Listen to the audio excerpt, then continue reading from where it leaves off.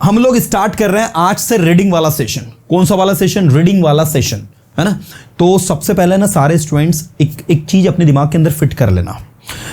अगर अच्छी रीडिंग करना है तो रीडिंग का मतलब आप समझते नहीं। बहुत सारे लोगों को क्या लगता है कि भाई रीडिंग कर लो इंग्लिश आ गई। अरे भैया, रीडिंग से बहुत सीखने को मिलता है। आप रीडिंग की अहमियत को हल्के में ना ले। रीडिंग वो चीज है जिसके मदद से आप लैंग्वेज की बारीकियों को समझ सकते हैं। अगर आपने अभी ध्यान दिया हो तो मैंने आपके सामने 4 वर्ड बोले थे, आप में से कुछ लोग समझे भी नहीं होंगे। एक वर्ड मैंने बोला था पेशेंस,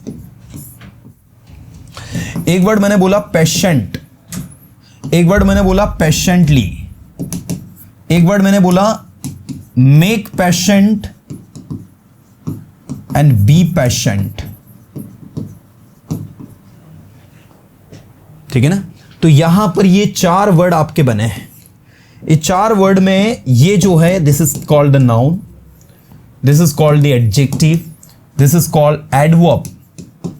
एक फॉर्मूला होता है कि भाई एडजेक्टिव के लास्ट में एलवाई लगा दो, एडजेक्टिव के लास्ट में एलवाई लगा दो तो एडवर्ब बन जाता है। पेशेंट में एलवाई लगाया, पेशेंटली बन गया। और मेक और बी जो है वो एडजेक्टिव के साथ आपने लगाया है, तो make plus adjective, be plus adjective is equal to verb. तो ये आपका बना है वर्ब। तो ये वर्ब हो गई, ये एडवर्ब हो गई, ये एडजेक्टिव हो गया, नाउन हो गया। तो अगर आप किसी शब्द की, किसी वर्ड की पार्ट्स ऑफ स्पीच को समझ जाओ ना कि इसको यूज कैसे करना है, आपको रीडिंग में बहुत मजा आएगा। और आप करोगे क्या? आपको लैंग्वेज के साथ खेलते हुए आ जाएगा। लैंग्वेज के साथ खेलना समझते हो? आप किसी से बोल रहे हो प्लीज हैव सम पेशेंस, कृपया थोड़ा धैर्य रखो, तो आप क्या बोलोगे इंग्लिश में? Please have some patience. तो आपने यहां पर क्या लगाया? हैव सम पेशेंस, थोड़ा धैर्य रखो। हैव का मतलब भी रखना होता है, कीप होता है, हैव होता है ना, हैव सम पेशेंस। लेकिन इसमें अगर बोलोगे, एडजेक्टिव लगाओगे, तो दूसरा तरीका देखना, प्लीज बी पेशेंट। अब देखो सिचुएशन पूरी बदल गई। प्लीज बी पेशेंस नहीं बोल सकते आप, क्योंकि हैव पेशेंस होता है और बी पेशेंट होता है। बी के साथ एडजेक्टिव लगता है। You got it? Please be patient, be patient, धैर्यवान बनो, बी पेशेंट, धैर्यवान बनो। एंड मैंने कहा डू योर वर्क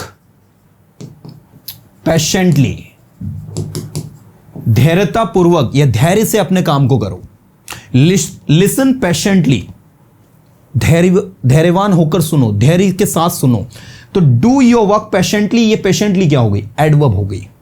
मतलब आप देखो, अगर मैं यहां पर ये बोल दूं कि do your work patient, do your work patient, तो ये गलत हो जाएगा। डू योर वर्क पेशेंस, तो ये गलत हो जाएगा। मतलब रीडिंग करने से हम लोगों को ये भी पता होता है कि कहां नाउन लगाना है, कहां एडवर्ब लगाना है, कहां एडजेक्टिव लगाना है, कहां वर्ब लगाना है, और कहां कहां नहीं, क्या नहीं लगाना है, किस वर्ड को कहां यूज करना है, where to use a particular word and where not to use. We just learn all these things after reading. So reading is not something कि आपने read करके उसको छोड़ दिया. Reading is something that can actually give you the true knowledge of language. And even you can identify if something is wrong. If something is wrong written, for example, किसी ने ऐसा बोल दिया please have some patient. So you can correct that. Now this is not right. The right sentence is please have some patience, not patient. So you can easily identify the kind of mistakes that generally made by us while talking, while speaking, and even while writing we just make this kind of mistakes. तो आप जब reading करो ना, तो reading को हल्के में ना लो dear students. Do not take reading for granted. Reading is everything. मैं आपको बता दूं, भाषा का कोई भी aspect, whether it is reading, writing, speaking और listening, all the aspects of the language are very useful. सारे के सारे एस्पेक्ट्स की अपनी अहमियत है, वो रीडिंग की भी, राइटिंग की भी, स्पीकिंग की भी, लिसनिंग की भी। आप किसी कॉम्पिटिटिव एग्जाम की प्रिपरेशन कर रहे हो, कोई एंट्रेंस की प्रिपरेशन कर रहे हो, अगर उसमें इंग्लिश है तो चारों को रिस्पॉन्स देने की कोशिश करो आप। और उसमें सबसे इंपॉर्टेंट जिसको मैं पहले रिस्पॉन्स देता हूं लैंग्वेज लर्निंग में, that is the reading student. तो बेसिकली आपको मैं सबको बताना चाहता हूं कि all this things that we are actually using are very easy to understand, लेकिन रीडिंग में आपको विशेष ध्यान देना है कि कौन सा वर्ड नाउन है, एडजेक्टिव है, एडवर्ब है, वर्ब है। अगर ऐसे समझ के स्टडी करोगे ना भाई, रीडिंग इतनी शानदार होगी कि आपको खुद को फील होगा यार reading is everything. Yes, reading से इतनी शानदार इंग्लिश इंप्रूव करोगे ना, खुद में कॉन्फिडेंस फील करोगे, खुद में आपको फील होगा कि यार मजा आ रहा है सीखने में। देखो, जो भी काम करो ना, याद रखना उसमें अपना 100% दो। लापरवाही अगर करोगे, रिजल्ट भी लापरवाही वाला मिलेगा। याद रखना दोस्त, रिजल्ट अगर चाहिए शानदार, जानदार, इफेक्टिव और धमाकेदार, तो लापरवाही छोड़नी पड़ेगी, मेहनत करनी पड़ेगी। आओ रीडिंग करते हैं, दिल से रीडिंग करते हैं, आ जाओ। तो आज रीडिंग की क्लास में हम लोग पढ़ने वाले हैं कुछ तूफानी, और मैं देखना चाहता हूं आप में से कितने ऐसे स्टूडेंट हैं जो कि अपना 100% देने के लिए तैयार है। Articles in English, and the first article, the first topic that we have is importance of family. अगर आप ध्यान से देखो ना, तो यहां पर इंपॉर्टेंस आया है। इंपॉर्टेंस इज अ नाउन, ठीक है। फिर आप बोलोगे सर इंपॉर्टेंट क्या होता है फिर, और इंपॉर्टेंस में क्या डिफरेंस है। So let me tell you student, importance आपका नाउन है और इंपॉर्टेंट आपका एडजेक्टिव है। इंपॉर्टेंट का मतलब होता है महत्वपूर्ण, और इंपॉर्टेंस का मतलब होता है महत्व। तो इंपॉर्टेंस ऑफ फैमिली मतलब परिवार का महत्व। अगर आप यहां लिख दो by mistake important of family, तो परिवार का महत्वपूर्ण, जो कि गलत है। You got it? परिवार का महत्वपूर्ण नहीं होता, परिवार का महत्व होता है। मैंने कहा आप परिवार के महत्व को नहीं समझते हैं, तो क्या बनेगा इंग्लिश में? You don't understand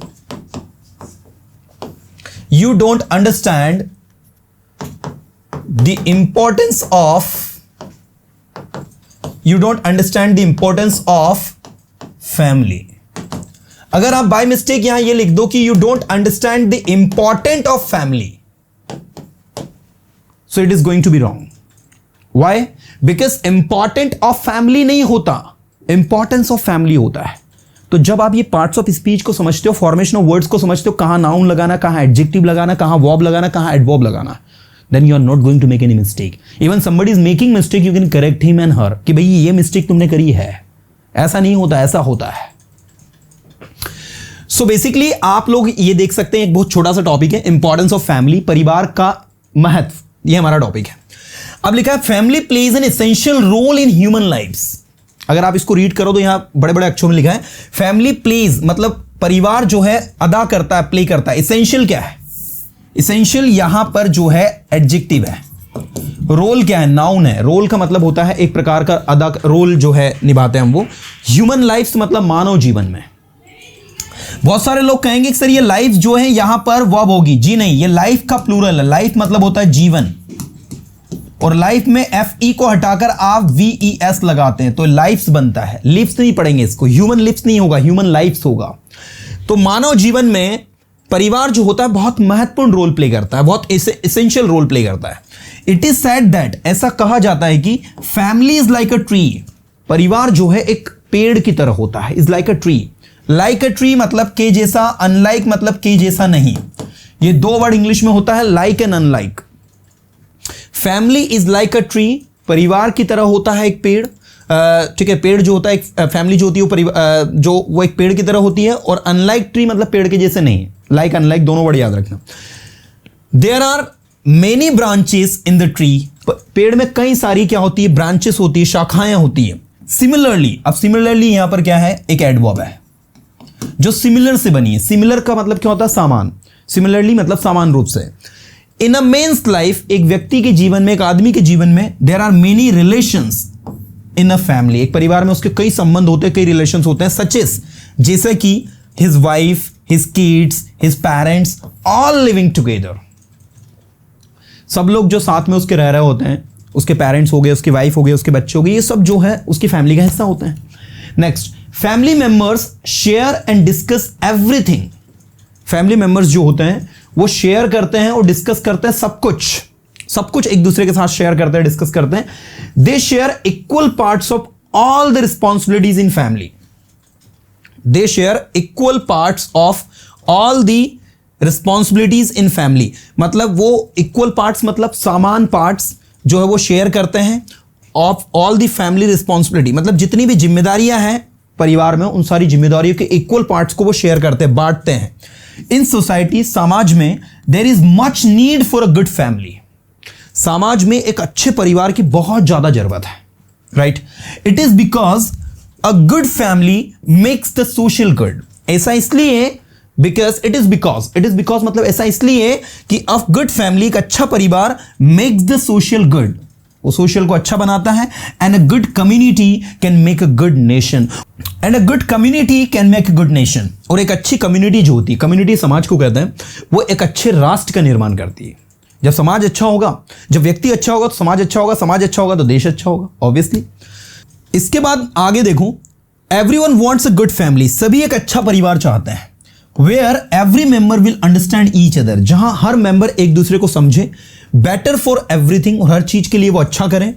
even with many issues, यहां तक कि बहुत सारे इश्यूज में that happen with other family members, जो दूसरे परिवार के सदस्यों के साथ होते हैं, everyone will support each other, सभी एक दूसरे को सपोर्ट करें, and get a United family, और कैसा परिवार गेन करे, वो एक यूनाइटेड फैमिली जो है वो गेन करे। Every member of the family becomes happier and they don't feel any tensions about anything. Every member of the family become happier, मतलब परिवार का हर सदस्य क्या होता है, खुश होता है। And they don't feel any tension, और वो कोई टेंशन नहीं फील करते हैं अबाउट एनीथिंग, किसी भी चीज को लेकर। It is because of the family behind those members, क्योंकि उन मेंबर्स के पीछे जो फैमिली है, ठीक है, इस वजह से वो किसी चीज का फिर वो टेंशन लेते हैं। It is because of the family behind those members. In modern times, modern समय में, आधुनिक समय में, पीपल आर बिजी, लोग क्या है, व्यस्त हैं, and hardly have time for their family. यहां हार्डली का एडवर्ब है जिसका मतलब है मुश्किल से, एंड हार्डली हैव टाइम, और मुश्किल से उनके पास समय है, फॉर देयर फैमिली, अपने परिवार के लिए, परिवार के सदस्यों के लिए। People are working and furthering their education among important things to lead a better life. लोग जो है वो काम कर रहे हैं, फर्दरिंग का मतलब होता है आगे बढ़ाना, किस चीज को आगे लेकर चलना। तो किसको आगे लेकर चल रहे हैं, अपनी शिक्षा को, अपनी एजुकेशन को, अमंग इंपॉर्टेंट थिंग्स में से, मतलब महत्वपूर्ण चीजों में से एजुकेशन को आगे लेकर चल रहे हैं, to lead a better life, एक अच्छी लाइफ को लीड करने के लिए, एक अच्छी लाइफ को जीने के लिए। हाउएवर, हालांकि, हाउएवर का मतलब क्या होता है, हालांकि। However a family needs to take some time for each other, हालांकि एक परिवार को क्या चाहिए होता है, एक फैमिली को, take some time for each other, एक दूसरे के लिए समय स्पेंड करे वो। Everyone needs to realise that, सबको इस बात का एहसास होना चाहिए कि there is nothing as essential as family. अगर आप यहां पर ध्यान से देखें तो एज बीच में एसेंशियल एडजेक्टिव लगा है, ये दोनों एज आपकी कंपाउंड कंजंक्शन है। So everyone needs to realise that, हर किसी को इस चीज का एहसास होना चाहिए कि ये दैट यहां पर एक कंजंक्शन है। There is nothing as essential as family, कोई भी चीज उतनी महत्वपूर्ण नहीं है जितनी की फैमिली है। देयर इज नथिंग, कुछ भी इतना, everyone needs to realise that there is nothing, कोई भी चीज इतनी इंपॉर्टेंट नहीं है, एज एसेंशियल एज फैमिली, जितनी इंपॉर्टेंट फैमिली है। ऑल्सो, और it is essential to make sure that, और यह भी पक्का करना जरूरी है कि you need to find some time to spend with the family members as a family. As a family आपको फैमिली मेंबर्स के साथ में टाइम स्पेंड करने की भी जरूरत है। तो देखिए, जब आप इस तरीके से एक एक वर्ड का मीनिंग निकाल कर रीडिंग करते हो ना, तो आप लोगों को एक एक वर्ड की अहमियत पता चलती है, मजा आता है काम करने में। Youth is considered to be the backbone of the country. Consider, देखो यहां पर ध्यान दो, यूथ इज कंसिडर्ड, ये V3 है, पेसिव वॉइस का सेंटेंस है। किसका है भैया, पेसिव वॉइस का। यूथ मतलब युवाओं को इस कंसिडर माना जाता है टू बी द बैकबोन, क्या होना, बैकबोन होना। बैकबोन मतलब होता है रीढ़ की हड्डी। आपने देखा होगा हमारे शरीर में सबसे महत्वपूर्ण हड्डी रीढ़ की होती है, अगर ये नहीं रही तो हम चल फिर नहीं सकते हैं। So youth is considered to be the backbone of the country because they are in every spectrum of society like entertainment, sports, politics और साइंस। तो यूथ जो है इसे क्या माना जाता है, देश की बैकबोन माना जाता है, रीढ़ की हड्डी, क्योंकि they are in every spectrum, क्योंकि वो हर स्पेक्ट्रम में, हर पहलू में, हर क्षेत्र में है सोसाइटी के, जैसे कि वो एंटरटेनमेंट हो, स्पोर्ट्स हो, पॉलिटिक्स हो, साइंस हो, कोई सा भी क्षेत्र हो, आप देखो यूथ आपको मिलेगा। The average age in India is 26, भारत में जो एवरेज एज है वो 26 है, which means that India is a very young country.